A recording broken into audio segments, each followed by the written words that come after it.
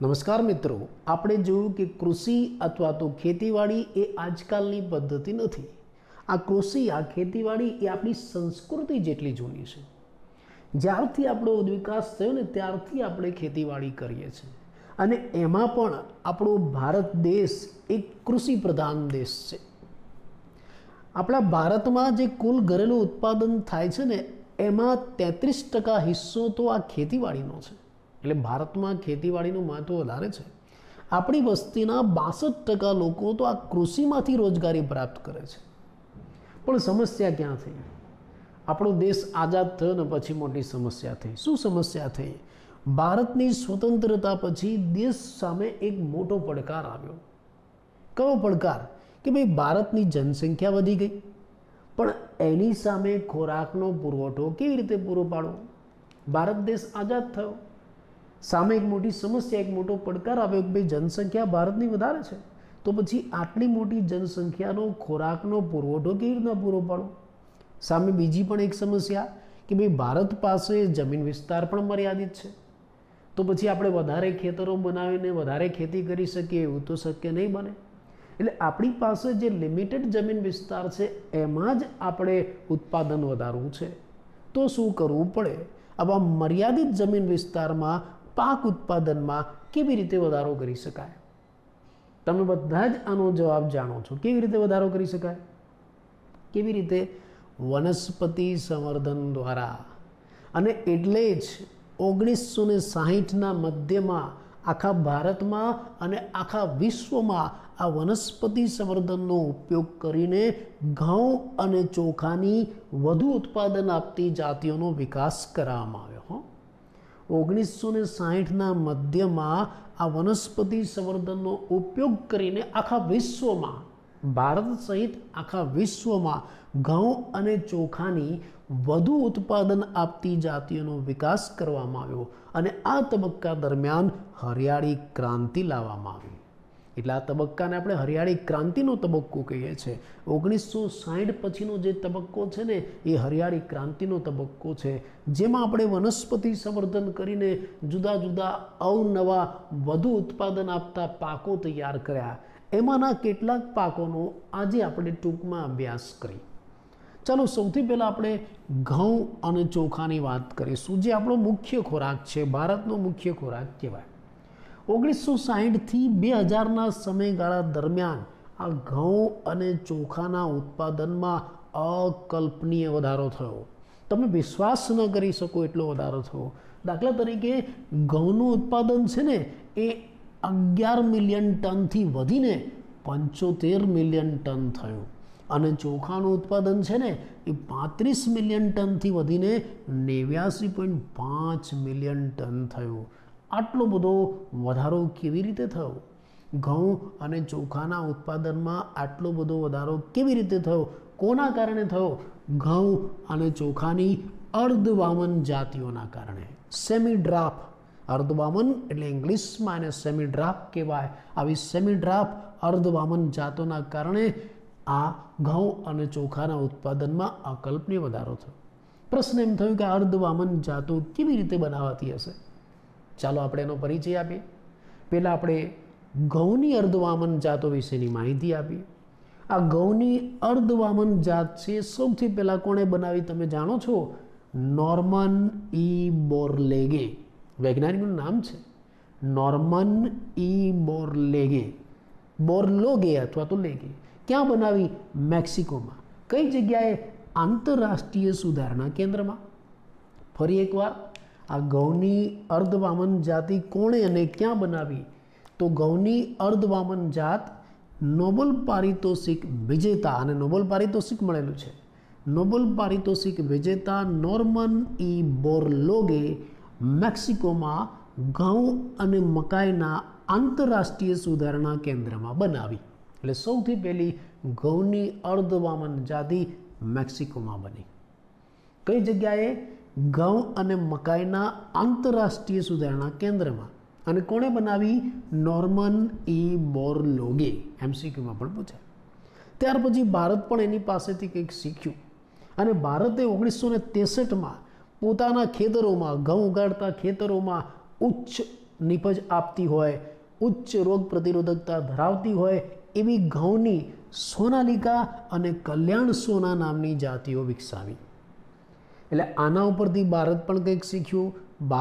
ભારતે પણ 1963માં પોતાના ખેતરોની અંદર સોનાલિકા અને કલ્યાણ સોના નામની ઘઉંની અર્ધવામન જાતો બનાવી, જેની રોગ પ્રતિરોધકતા વધારે હતી અને ઉત્પાદકતા પણ વધારે હતી. આ તો આપણે સામાન્ય ઘઉંની વાત કરી. ચલો ચોખાની અર્ધવામન જાત કેવી રીતે બની હશે આપણે એની શરૂઆત કરીએ. આ ચોખાની અર્ધવામન જાત, ચોખાની અર્ધવામન જાત છે ને બે અલગ અલગ જાતિના ચોખા વચ્ચેના સંકરણથી બની. IR8 અને તાઇચંગ નેટિવ આ બંને ચોખાની જાતિ છે. IR8 અને તાઇચંગ નેટિવ વચ્ચેના સંકરણથી ચોખાની અર્ધવામન જાત બનાવવામાં આવી. ફરી એકવાર MCQમાં પણ પૂછાય, યાદ રાખજો કઈ બે જાતિઓ વચ્ચે સંકરણ થયું. IR8 અને તાઇચંગ નેટિવ આ બંને ચોખાની જાતો છે. એ બંને વચ્ચે સંકરણ કરાવીને ચોખાની નવી અર્ધવામન જાત બનાવવામાં આવી. અને આ અર્ધવામન જાત છે, વેરાયટી છે, એનો 1966માં ઉપયોગ કરવામાં આવ્યો. આજે IR8 નામની ચોખાની જાતિ છે ને, એનો વિકાસ ક્યાં થયો? આ IR8 નામની ચોખાની જાતિ છે એનો વિકાસ IRRIમાં ફિલિપાઇન્સ ખાતે થયો. IR8 પ્રકારની ચોખાની જાતિ છે એનો વિકાસ IRRIમાં ફિલિપાઇન્સ ખાતે થયો. પ્રશ્ન એમ થાય કે આ IRRI શું છે? તો અહીંયા મેં એનું આખું નામ નીચે આપેલું છે. IRRI International Rice Research Institute. International Rice Research Institute એટલે ચોખાનું સંશોધન કરતી આંતરરાષ્ટ્રીય સંસ્થા છે. એટલે આ IR8 એ ફિલિપાઇન્સ ખાતે આ જે આંતરરાષ્ટ્રીય સંસ્થા આવેલી છે એમાં બનાવવામાં આવેલા હતા. અને આ તાઇચંગ નેટિવ પ્રકારના જે ચોખા છે ને એ તાઇવાન ખાતે બનાવવામાં આવેલા હતા. આ બંને ચોખાને ભેગા કર્યા, એનું સંકરણ કરાવ્યું અને ચોખાની અર્ધવામન જાતિ બનાવવામાં આવી. ભારત પણ એની પાસેથી શીખે છે. ભારતે પણ પોતાના ખેતરોમાં જયા અને રત્ના નામની ચોખાની વધુ ઉત્પાદકતા ધરાવતી જાતિઓ બનાવી. નામ યાદ રાખજો. ઘઉંની વધુ ઉત્પાદકતા ધરાવતી ભારતની જાતિઓ કઈ છે? સોનાલિકા અને કલ્યાણ સોના. અને ચોખાની વધુ ઉત્પાદન ધરાવતી ભારતની જાતિઓ કઈ છે? જયા અને રત્ના. આ સિવાય ભારતમાં શેરડીનો પાક પણ સારો એવો લેવાય છે. આખા ભારતમાં આમ તો શેરડી ઉગાડાય છે, પણ ઉત્તર અને દક્ષિણ ભારતમાં શેરડીનું વાવેતર વધારે થાય છે. આ ઉત્તર ભારતમાં જે શેરડી વાવવામાં આવે છે એનું નામ છે સેકેરમ બારબેરી. એટલે ઉત્તર ભારતમાં સેકેરમ બારબેરી જાતિની શેરડી ઉગાડવામાં આવે છે. અને દક્ષિણ ભારતમાં સેકેરમ ઓફિસિનેરમ. નામ યાદ રાખજો, આ બધું MCQમાં આવે.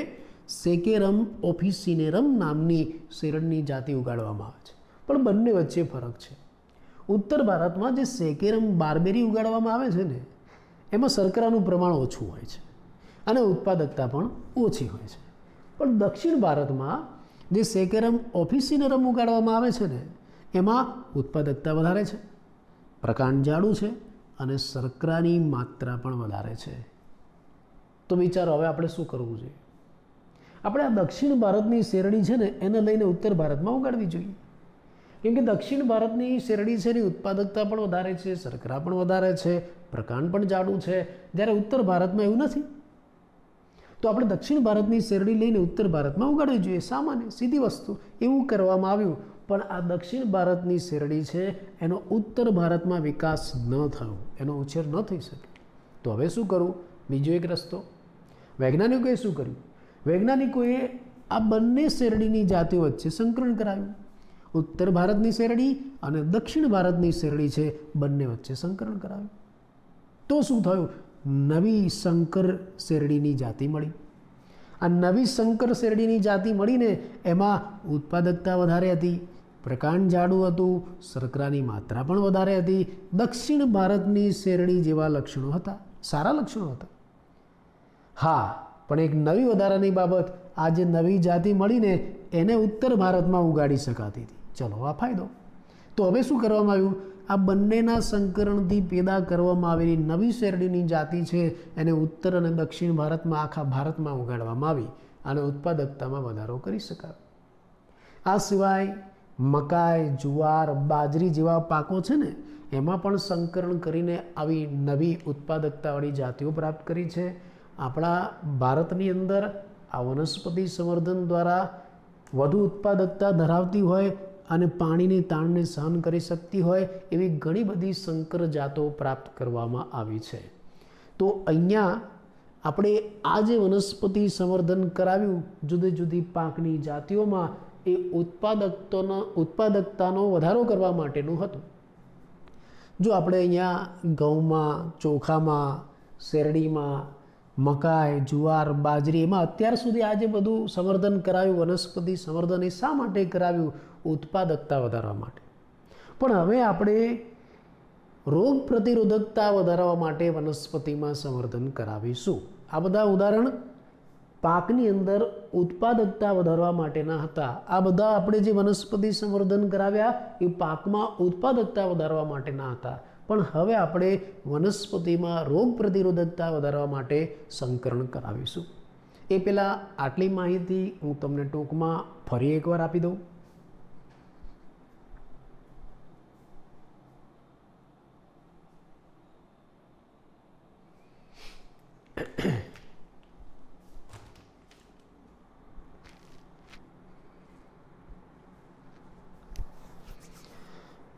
જો મિત્રો, આપણો ભારત દેશ એક કૃષિ પ્રધાન દેશ છે. આપણું જે જીડીપી છે, કુલ ઘરેલું ઉત્પાદન, એમાં પણ ખેતીવાડીનો 33% હિસ્સો છે. અને આપણી જે વસ્તી છે ને એના 62% લોકો આ કૃષિ ઉપર રોજગારી માટે આધાર રાખે છે. એટલે કૃષિ આપણા ભારત દેશનું એક હૃદય છે, હાર્ટ છે, એવું આપણે કહી શકીએ. પણ સમસ્યા ક્યાં સર્જાય? આપણી સ્વતંત્રતા, આપણી આઝાદી પછી એક મોટો પડકાર ભારત સામે આવ્યો કે ભાઈ આપણી જનસંખ્યા વધી ગઈ પણ ખોરાકનો પુરવઠો ઓછો છે. તો આ વધતી જતી જનસંખ્યા માટે પૂરતો ખોરાક પૂરો પાડવો છે તો આપણે શું કરવું પડશે? સાદો જવાબ એવો આવ્યો, આપણે ખેતીવાડી વધારવી પડે. પણ ભારત પાસે જમીન વિસ્તાર પણ મર્યાદિત છે. તો મર્યાદિત જમીન વિસ્તારમાં વધુ ઉત્પાદકતા પ્રાપ્ત કરવા માટે આપણે શું કરવું પડશે? વનસ્પતિ સંવર્ધન. એટલે 1960ના મધ્ય ભાગમાં આખા વિશ્વની અંદર અને ભારતમાં પણ આવા વનસ્પતિ સંવર્ધન ચાલુ થયા. અને 1960ના મધ્યમાં આ વનસ્પતિ સંવર્ધન દ્વારા આખા વિશ્વમાં અને ભારતમાં ઘઉં અને ચોખાની વધુ ઉત્પાદન આપતી જાતિઓનો વિકાસ થયો.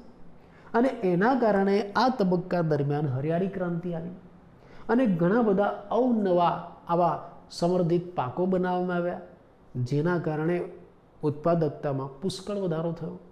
તો ચલો આપણે આવી કેટલીક સંવર્ધિત પાકોની જાતોની વાત કરીએ. એમાં સૌથી પહેલાં આપણે ઘઉં અને ચોખા જઈશું, કેમ કે આપણો મુખ્ય ખોરાક છે.